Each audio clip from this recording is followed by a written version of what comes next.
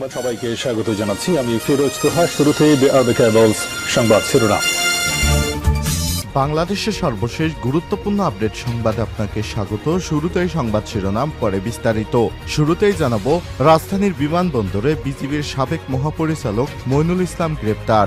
স্ত্রী কন্যা সহ কানাডায় যাওয়ার সময় বর্ডার গার্ড অব বাংলাদেশ বিজিবির সাবেক মহাপরিচালক লেফটেন্যান্ট জেনারেল অবসরপ্রাপ্ত মইনুল ইসলামকে আটক করেছে ইমিগ্রেশন পুলিশ। মঙ্গলবার সন্ধ্যার দিকে ঢাকার হজরত শাহজালাল আন্তর্জাতিক বিমানবন্দর থেকে তাকে গ্রেপ্তার করা হয়। উল্লেখ্য, 2009 সালের 25শে ফেব্রুয়ারি বিডিআরের নতুন নাম বিজিবি বিদ্রোহ ও পিলখানা নৃশংস হত্যাযজ্ঞে 57 জন সেনা কর্মকর্তা সহ 74 জন নিহত হয়। এই ঘটনার 48 ঘণ্টার মাথায় এই বাহিনীটির মহাপরিচালকের দায়িত্ব পান মইনুল ইসলাম।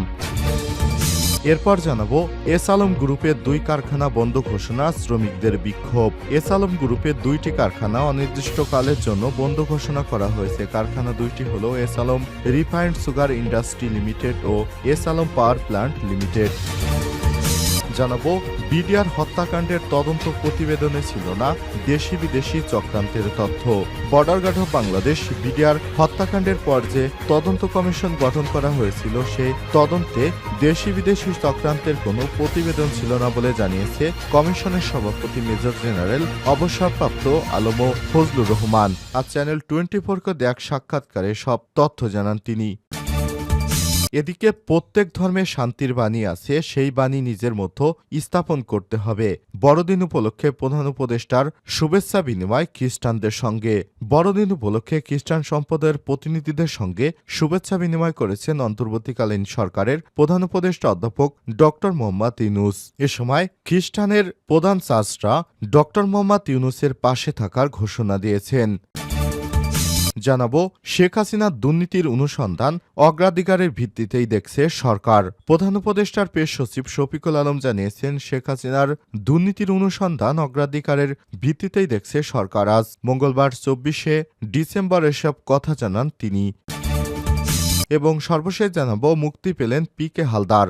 ভারতের কলকাতার কারাগার থেকে জামিন পেয়েছে বাংলাদেশের কয়েক হাজার কোটি টাকা মেরে নিয়ে যা সেই পি.কে. হালদার ওরফে শিবশঙ্কর হালদার। মঙ্গলবার 24শে ডিসেম্বর স্থানীয় সময় সন্ধ্যা 6টা 35 নাগাদ তিনি কলকাতার আলিপুরের প্রেসিডেন্সি সংশোধনাগার থেকে মুক্তি পান। কারাগার থেকে বেরোনোর পর পি.কে. হালদার বলেন, আমি এখন কিছু বলবো না, পরে বলবো।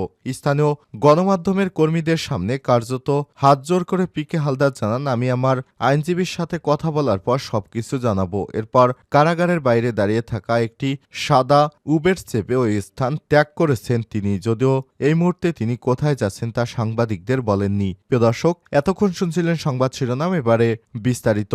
তবে তার আগে বন্ধুরা, অনুরোধ থাকবে এই সংবাদটিতে একটি লাইক দিন। এই চ্যানেলে আপনি নতুন হয়ে থাকলে আমাদের সংবাদটি দেখতে দেখতে চ্যানেলটি সাবস্ক্রাইব করে রাখুন, যাতে করে আমাদের পরবর্তী লেটেস্ট আপডেট সংবাদগুলো সবার আগে আপনার কাছে পৌঁছে যায়। এবারে বিস্তারিত। ঢাকার বিমানবন্দরে বিজিবির সাবেক মহাপরিচালক মইনুল ইসলাম গ্রেপ্তার।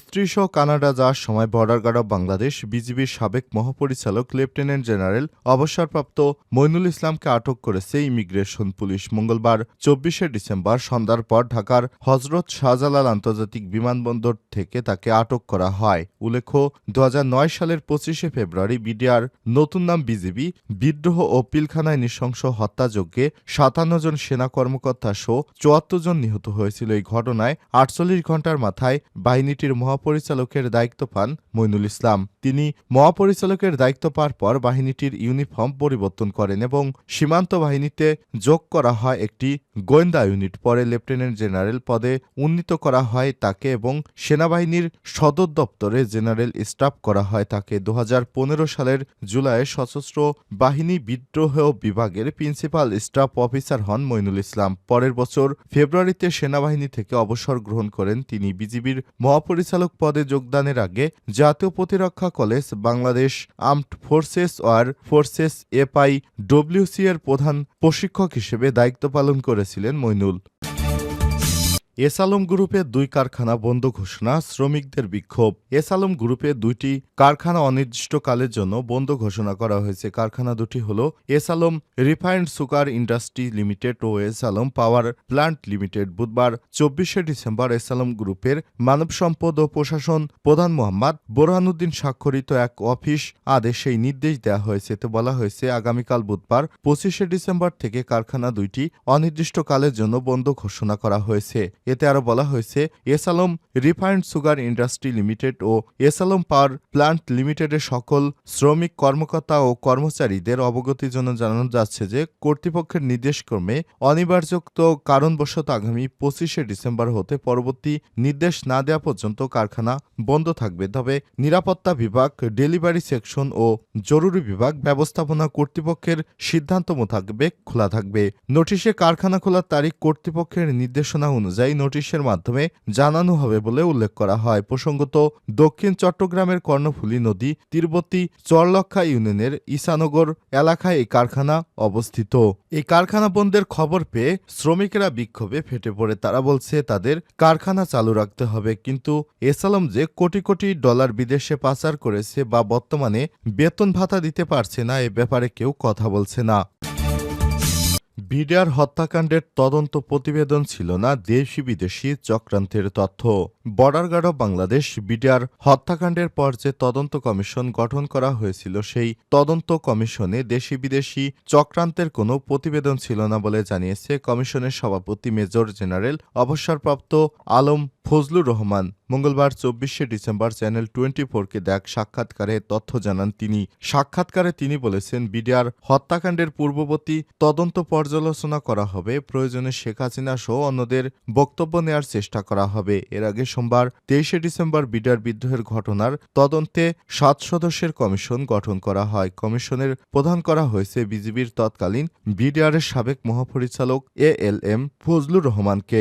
এদিন স্বরাষ্ট্র উপদেষ্টা জাহাঙ্গীর আলম চৌধুরী বলেন, আপনারা সব সময় চেয়েছেন বিডিআর হত্যাকাণ্ড নিয়ে একটা কমিশন হোক। কমিশনের সদস্য সংখ্যা 7 জন। বিডিআরের সাবেক মহাপরিচালক ALM ফজলুর রহমান এই কমিশনের সভাপতি। তার সঙ্গে আরও থাকবেন সামরিক বাহিনীর 2 জন সদস্য, সিভিল সার্ভিসের 1 জন, ঢাকা বিশ্ববিদ্যালয়ের 1 জন শিক্ষক, জগন্নাথ বিশ্ববিদ্যালয়ের 1 জন শিক্ষক এবং পুলিশের 1 জন ঊর্ধ্বতন কর্মকর্তা।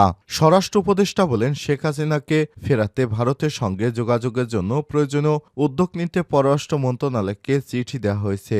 বন্দি প্রত্যর্পণ চুক্তি অনুযায়ী তাকে ফেরানো যাবে।